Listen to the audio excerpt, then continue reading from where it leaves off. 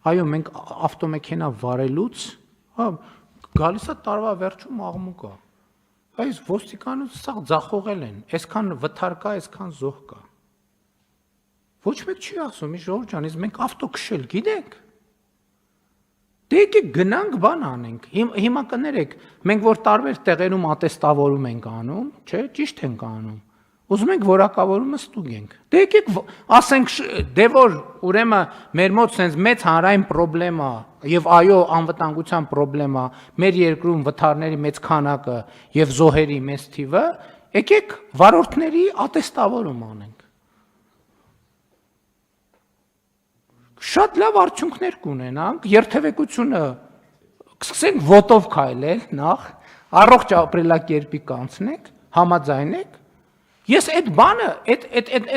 ընդհանրապես էդ էլ է շատ մեծ ֆունդամենտալ խնդրեմ, որը մեկը կառավարության պատասխանատվությունը չի կարող նսեմացնել, հարցը այդ չի։ Կառավարությունը ամեն ինչի միշտ ամեն ինչի պատասխանատուն է։ Բայց մարդը բանը անում, խմում, գնում է պատին տալիս է,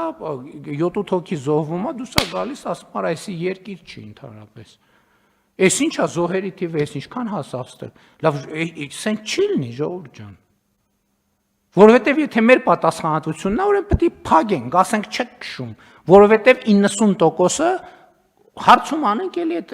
այդ արդյունքը կստանանք, երեք այդպես խումբեր, լավ 80%-ը, լավ 60, լավ 40, լավ 50։ Բայց պետք է առերեսվենք, չի կարելի, մենք անընդհատ այդ կեղծիքի մեջ ենք, մենք անընդհատ այդ կեղծիքի մեջ ենք, անընդհատ։ Սա ֆունդամենտալ իրողություն է մեզ համար, մենք անընդհատ այդ կեղծիքի մեջ ենք։ Մեր վարորդական իրավունքները համատարած կեղծ են,